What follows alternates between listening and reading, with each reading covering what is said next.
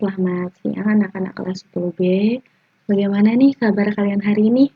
Mudah-mudahan kalian senantiasa dalam keadaan sehat walafiat ya.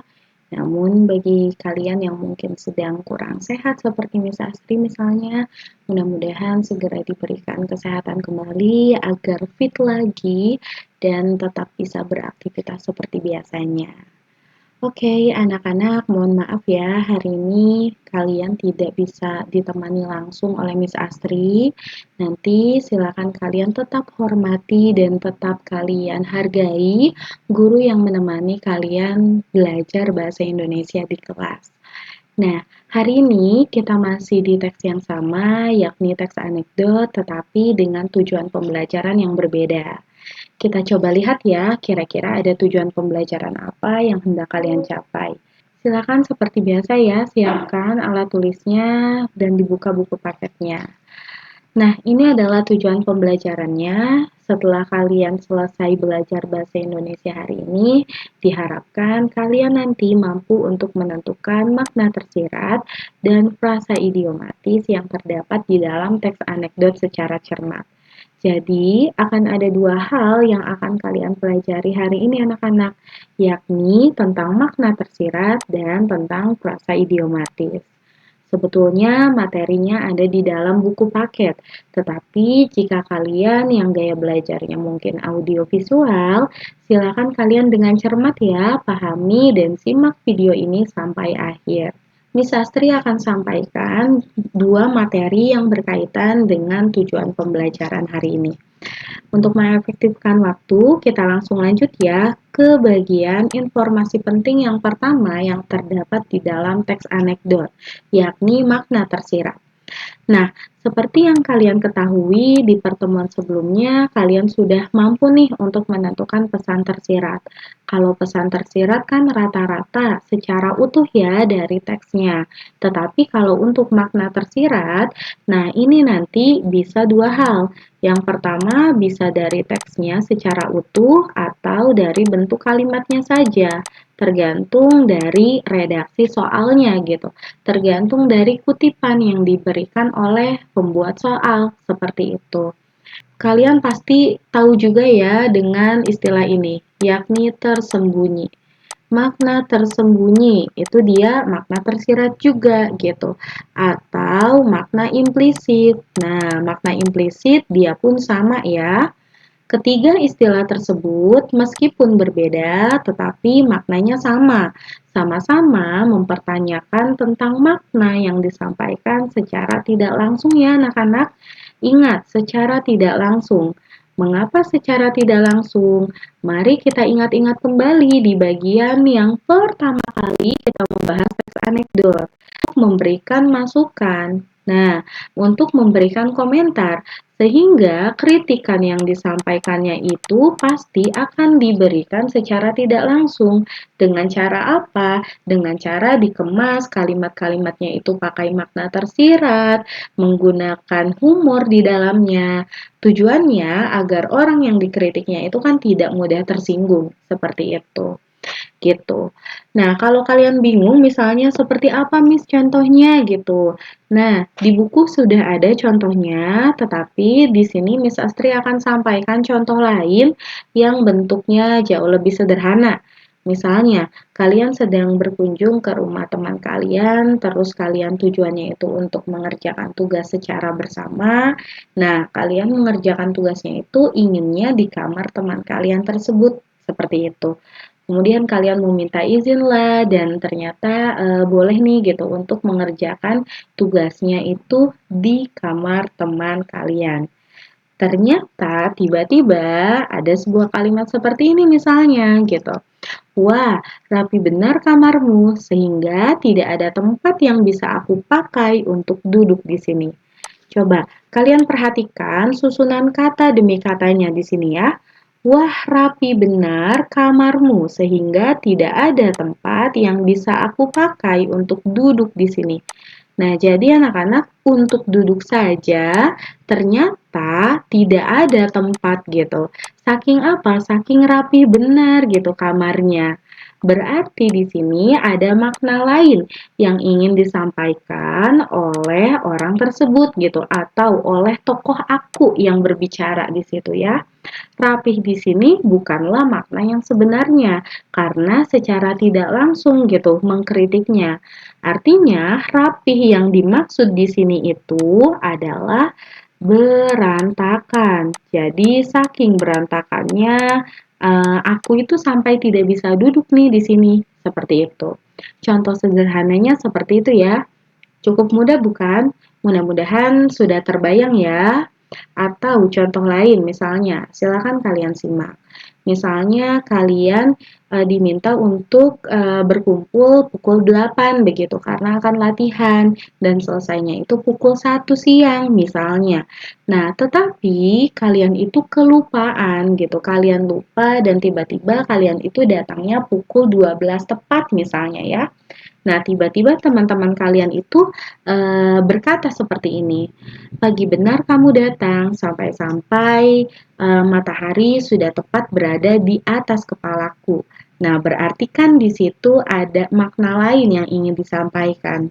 Artinya apa? Bukan pagi benarnya itu bukan betul-betul pagi datangnya, tetapi sudah tengah hari gitu, sudah siang sekali. Seperti itu.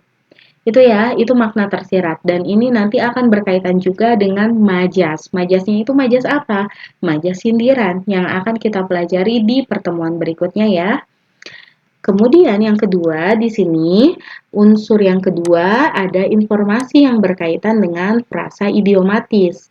Frasa itu dia adalah gabungan kata, berarti dia bisa lebih dari satu kata, begitu. Nah, idiomatis itu sifatnya ya yang berkaitan dengan idiom. Idiom itu adalah gabungan kata yang maknanya itu tidak sama dengan unsurnya. Berarti kalau unsurnya itu A dan B, maknanya itu tidak akan A dan B. Seperti itu. Silakan kalian coba ingat-ingat kembali apakah kalian pernah mendengar kata ungkapan. Nah, kata ungkapan itu sebetulnya dia sama ya dengan idiom. Dan nanti kalau kita tarik ke majas, ini akan berkaitan dengan. Nah, ini ada beberapa contoh di sini, sudah ada 3 yang kami siapkan. Yang pertama, di sini itu ada frasa idiomnya itu kambing hitam, buah tangan, dan darah biru ya. Kambing hitam berarti kan bukan kambing yang berwarna hitam gitu, tetapi ada makna lainnya ya anak-anak di dalam frasa tersebut. Kambing hitam itu dia adalah orang yang sering dijadikan sasaran untuk dijadikan sebuah hal yang tidak dilakukan sebetulnya oleh dia gitu. Atau kita bisa menyebutnya itu adalah orang yang disalahkan.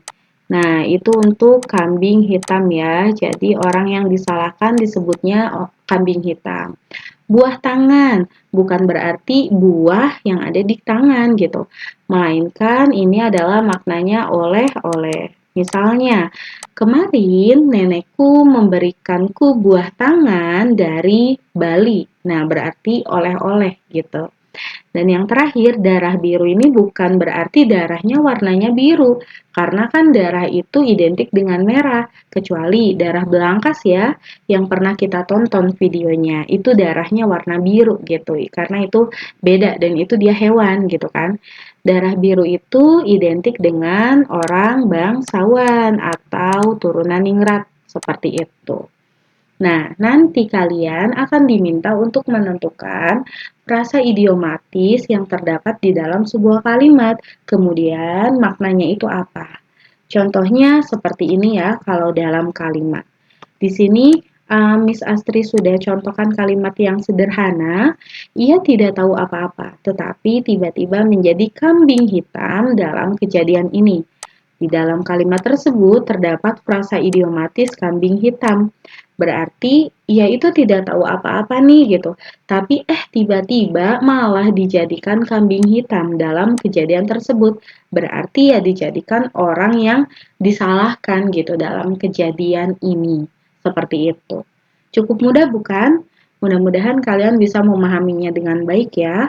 Kalau masih bingung, silakan kalian baca terlebih dahulu materi yang ada di dalam buku paket sebelum kalian mengerjakan soal. Kalau masih bingung juga, silakan tanyakan kepada teman di samping kalian atau siapapun itu, teman yang ada di kelas yang sudah memahami dengan baik. Dan kalau masih bingung juga, silakan kalian tanyakan ke Miss Astri di pertemuan berikutnya. Begitu. Dan ini adalah tugas yang harus kalian selesaikan anak-anak.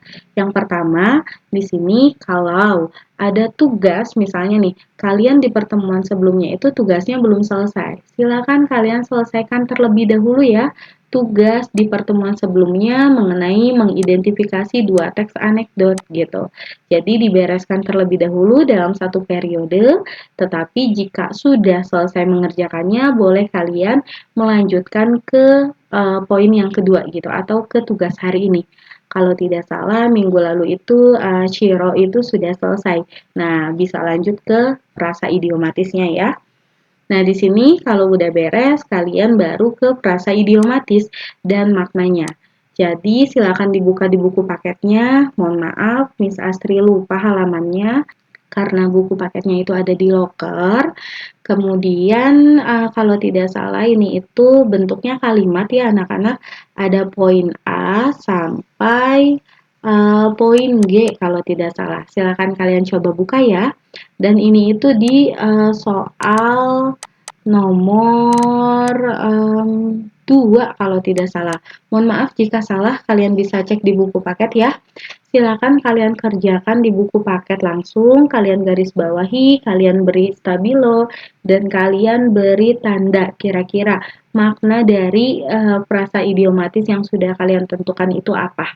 Begitu. Dan terakhir, Miss Astri minta tolong bantuannya untuk KM atau wakil KM mengumpulkan tugas teman-temannya dan dikumpulkan atau disimpan di meja Miss Astri ya. Kalau lupa meja Miss Astri yang mana, silakan kalian tanyakan kepada guru yang ada di ruang guru. Seperti itu ya anak-anak. Mudah-mudahan sudah clear sampai sini. Silakan kalian bersiap-siap untuk mengerjakan tugas. Selamat belajar dan sampai jumpa di pembelajaran berikutnya. Wassalamualaikum warahmatullahi wabarakatuh.